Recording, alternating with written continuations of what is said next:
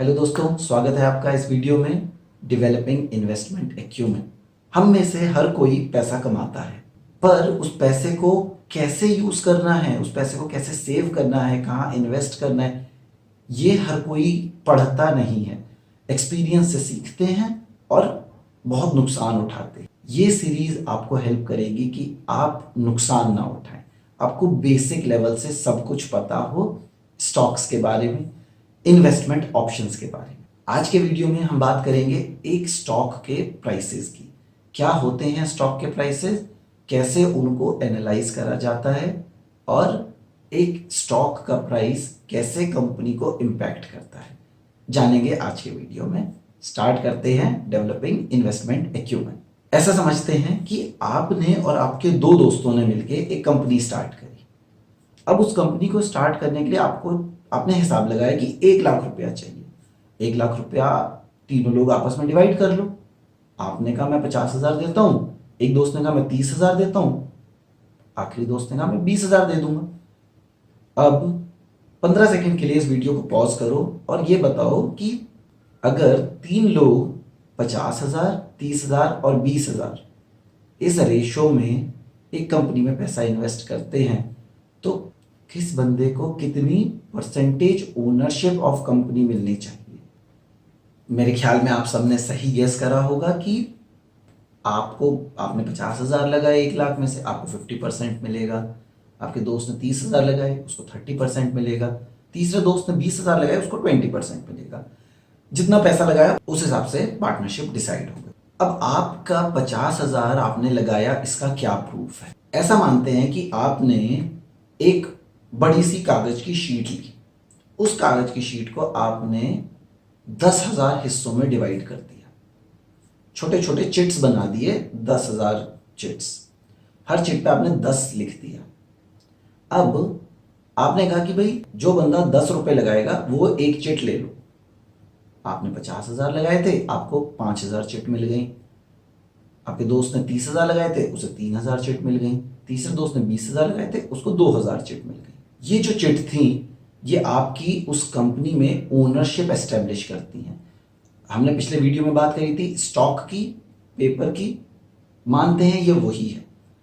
एक चिट की वैल्यू 10 रुपए है, इसे कहते हैं फेस वैल्यू। या पहली बार जब कंपनी की ओनरशिप में कुछ कुछ डिवीजन होता है तब जिस वैल्यू पे शेयर्स कंपनी इशू करती है उसे कहते हैं फेस वैल्यू। याद रखिए, एक कंपनी फेस वैल्यू पे सिर्फ एक बार शेयर इशू करती है, उसके बाद एक दूसरा कॉन्सेप्ट आ जाता है जिसे कहते हैं मार्केट वैल्यू। समझते हैं उसे भी। फेस वैल्यू क्लियर हो गया होगा आपको कि जिस प्राइस पर या जिस कीमत पर कंपनी पहली बार अपने शेयर्स इशू करती है। अब ऐसा समझते हैं कि आपकी कंपनी ने बहुत अच्छा करा, बहुत अच्छी चल रही थी कंपनी आपकी, आपने तीनों लोगों ने मिलकर बहुत मेहनत करी, साल भर में कंपनी में 50 लाख का रेवेन्यू आ गया, बहुत अच्छा। अब 50 लाख का रेवेन्यू तो आ गया, लेकिन कंपनी के जो ओनर्स हैं उनको क्या से फायदा होगा? कोई आपका चौथा दोस्त आपके पास आता है और वो कहता है यार 10 रुपए वाले जो शेयर है मुझे 20 रुपए में दे दो। आपने सोचा कि यार इसमें से 2,500 निकाल देता हूं, 50,000 जो मैंने पिछले साल इन्वेस्ट करे थे वो भी मेरे बराबर हो जाएंगे। सिंपल मैथ्स ना, 2,500 इंटू 20, 50,000। आपने जो 10 रुपए में शेयर खरीदा था, एक तरीके से आपने 50,000 दिए थे, आपको 5,000 शेयर मिले थे। एक शेयर की कीमत उस टाइम 10 रुपए थी। अब कोई बंदा आपको उसके 20 रुपए देने को तैयार है, आप उसे बेचने को तैयार हो, कोई उसे खरीदने को तैयार है। ये है मार्केट वैल्यू उस शेयर की। वो वैल्यू जिसपे कोई खरीदने को तैयार है और कोई बेचने को तैयार है, उसे कहते हैं मार्केट वैल्यू। अच्छा चलिए, एक मैं आपको और कॉन्सेप्ट समझाता हूँ। मान लेते हैं कि इस कंपनी के शेयर की वैल्यू जो 20 रुपए थी अभी, वो बढ़ के हो जाए 1 लाख रुपए। अब भाई मैं तो 1 लाख रुपए का शेयर नहीं खरीद सकता अभी।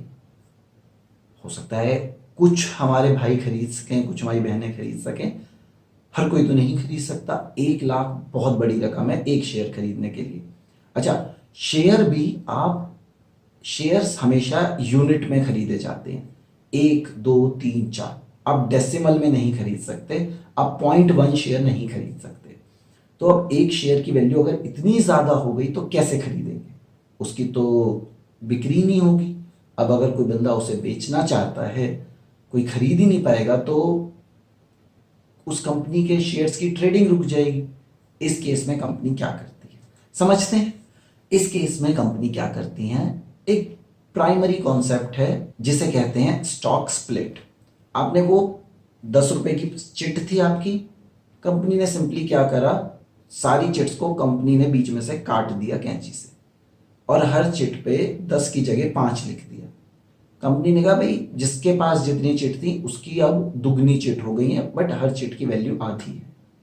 जब आपकी चिट डबल हो गई, उसकी वैल्यू आधी हो गई, ऑब्वियसली उसकी मार्केट वैल्यू भी आधी हो जाएगी।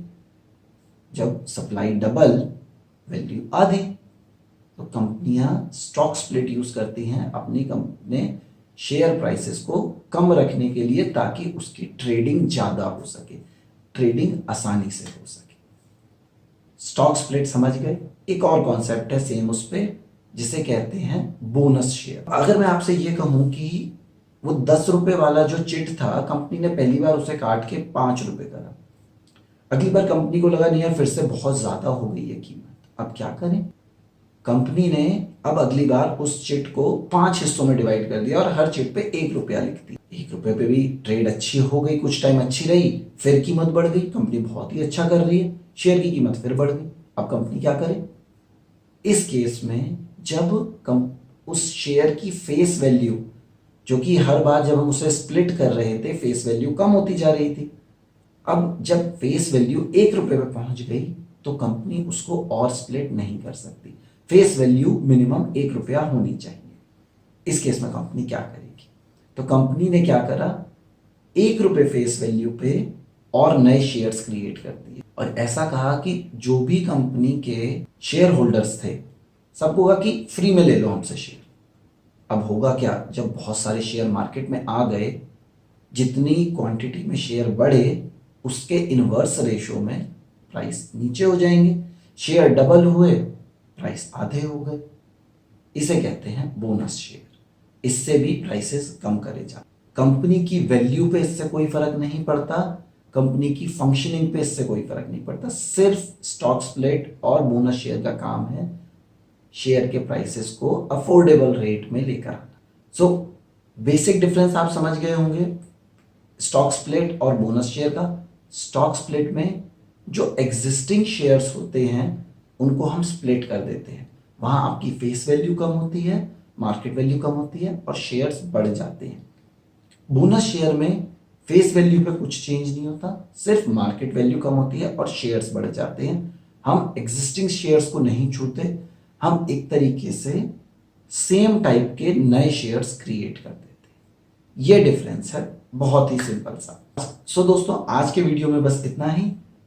आज के वीडियो में हमने समझा स्टॉक की प्राइसिंग कैसे होती है, कंपनीज उन प्राइसेस को कम क्यों करना चाहती हैं और कम कैसे करती हैं।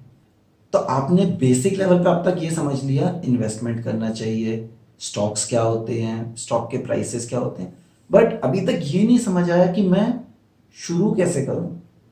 जो सब लोग मारुति, एल&टी, आईसीआईसीआई, ये 3-4 बड़ी बड़ी कंपनीज के बारे में बात करते हैं, क्या मैं भी उन्हीं में इन्वेस्ट करूं या मैं कुछ अपनी आप सोचूं कौन सी कंपनी में मुझे इन्वेस्ट करना चाहिए। समझेंगे अगले वीडियो। अगले वीडियो में हम समझेंगे कि आप एज अ बिगिनर जिसे कोई नॉलेज नहीं है कैसे स्टार्ट कर सकते हैं कंपनीज को सेलेक्ट करना जिनमें आप पैसा लगाना चाहते हैं, जिनमें आपको पैसा लगाने से फायदा होगा। सो देखते रहिए डेवलपिंग इन्वेस्टमेंट एक्यूमेन सीरीज, और मैं मिलूंगा आपको अगले वीडियो में।